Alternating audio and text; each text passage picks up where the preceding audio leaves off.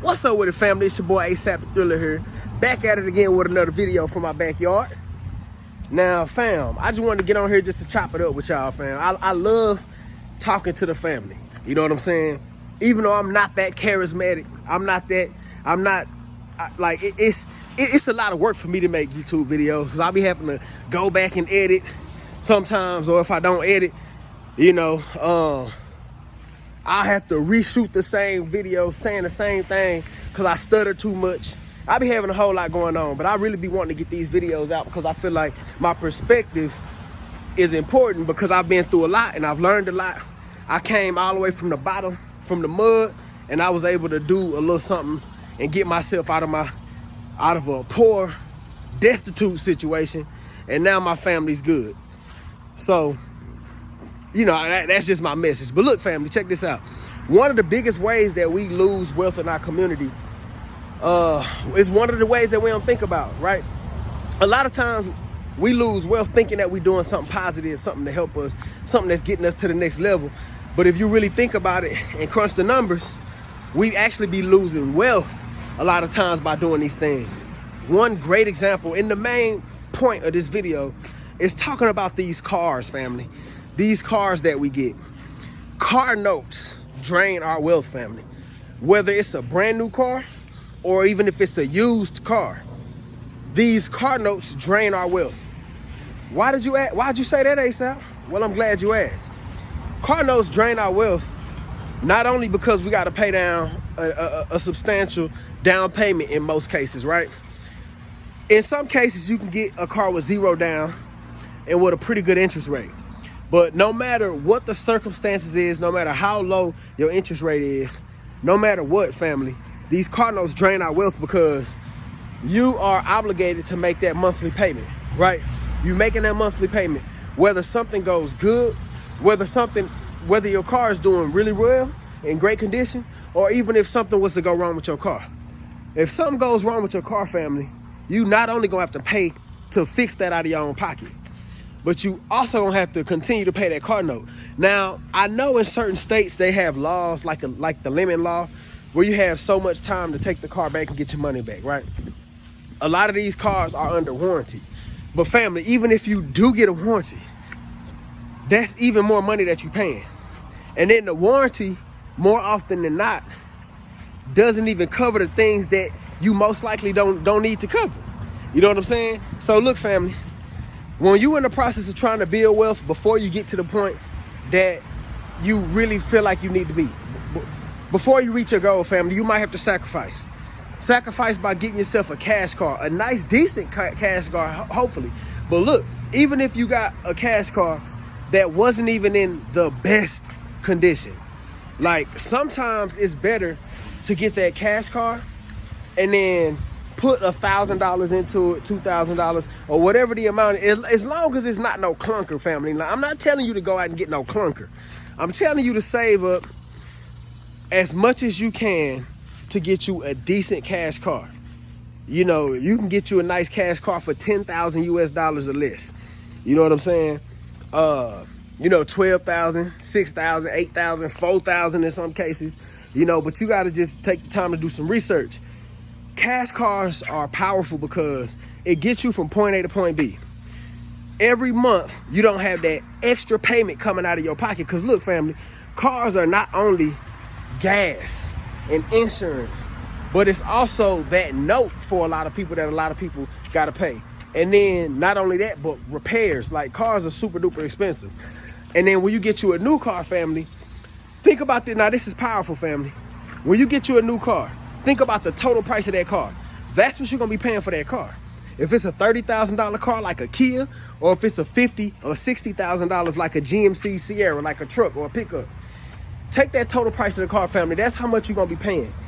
A lot of us talk about how we don't have the money. We can't afford this. We can't afford that. But as soon as we go get us a job, more often than not, we'll run out and go get us a brand new car. Now, fast forward 5 years from you getting that car, once you finally get that car paid off, and hopefully you got it paid off, right? Once you get that car paid off, family, you done already paid somebody the total cost of that car plus interest, right? So if you got a $60,000 car You paying $60,000 for that car plus interest over a long term. So just imagine you paying yourself that money. Like if you were to get you a cash car, save up long enough, ride that city bus, take Ubers, ride with your friends, ride with your grantee, whatever you got to do to get yourself to the place where you can sacrifice long enough to save up money to get you a cash car. Once you get you that cash car and you get that lump sum payment out the way, guess what, family? That monthly payment that you priced in, that told you that you can afford it, and even though you really can't afford it, because they were able to structure the deal well enough for you to feel like you can afford it, just because of that monthly payment don't really mean you can afford it. Now look, if you take the number that you pay every single month and multiply that by the amount of payments that you're gonna have in order to close up, in order to finally own that car, that's how much money that you're paying to somebody else, family. Imagine taking that same amount of money and paying that into a mutual fund. That's $60,000 plus whatever your interest rate is. In a lot of cases, them interest rates be ridiculous. Hopefully you got good credit, but if you don't, most likely you paying 3, 4, 5, 6, 7, 8, 9. I done seen 10, 11, 12% interest on those vehicles, family. And that interest is powerful. You know what I'm saying? So look, imagine paying that into a mutual fund, right? Or an ETF over the same length of time. That $60,000 could have potentially became $80,000, $90,000 that you paid to yourself. You know what I'm saying? So we got to get rid of the excuse that we didn't know or we don't have enough to invest, family, because a lot of times we do have enough to invest. The problem oftentimes is we live above our means or sometimes right at our means. We very rarely live below our means, giving ourselves enough money to invest into other things, family. Like, think about all the money that we paying out. Only time that, to me, that it makes sense to make monthly payments on something is something that's either gonna appreciate in wealth, like hopefully a house if you buy in the right location. But something that's an investment, family. Like if you took out a loan to buy you a small 4-unit complex or a duplex or something like that, and you rented them out, or even a house and you rent it out to somebody else, and somebody else is making that payment for you, then it makes sense to take out a loan. But a lot of times, family, we be so quick to borrow money and then complain about why we being broke, when oftentimes, family, the reason that we broke is because we too busy paying everybody else. You know what I'm saying? And I just feel like that message needs to be heard. Somebody out there is thinking about getting them a new car, when if they really just sit there and think and are willing to wait and be patient and do the research, you can find you a nice, decent cash car in good shape that you can just pay for and you own right out the door, right off the bat. Can't nobody come and take it. Now, that's another bad thing about these car notes. You could be paying your car note for 4 years. You done made a down payment in the beginning, or either traded in your car or whatever, made monthly payments for 50-something months, 48 months, right? $400, $500, $600 a month. If for whatever reason you lost your job or something bad was to happen and you couldn't make your payments, family, do you realize how many tens of thousands of dollars that you done already paid to those people that you're gonna completely lose because you wanted to take out a car note? Now, I ain't knocking, I'm not bashing anybody, family. I know a lot of times we make impulsive decisions and we want to look good so everybody can see us and see that we doing good, or we got that good job. I'm a doctor now, or I'm a teacher now, or I work in corporate America now. I work in a pharmaceutical company now, so I want to stun on everybody and flex so everybody can see I got it going on. Family, that right there be killing our wealth. Fuck that. Let's not be focusing on that. Let's focus on actually having money. We don't want to look like we got money and not have it. We want to actually have money. And then that way, when it comes to getting these cars, we can get one if we want one.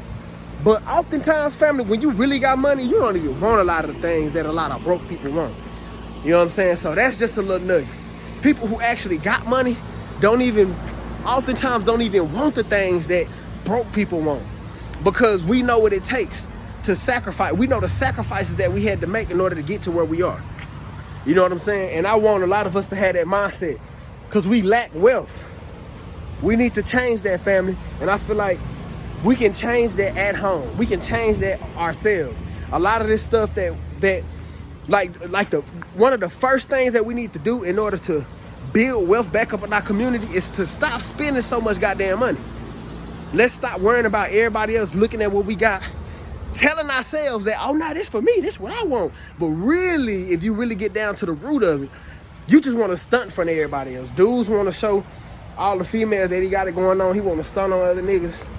Females want to show that I'm independent. I can do it by myself. Look, I don't need no man or whatever. Or they just want to stunt in front of their homegirl. But family, I just wanted to get on here just to give y'all a message. I love y'all so much. Thank y'all. Stop blowing y'all money on these goddamn car notes.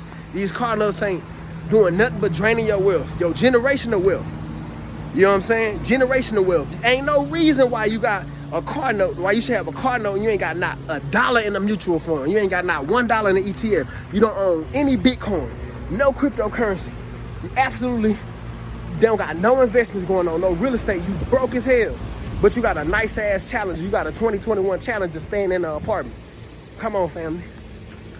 Let's get to the bag. Let's get to this money and let's change this generational lack of wealth that we got going on in our community. Love y'all. Thanks for watching. Holla at your boy.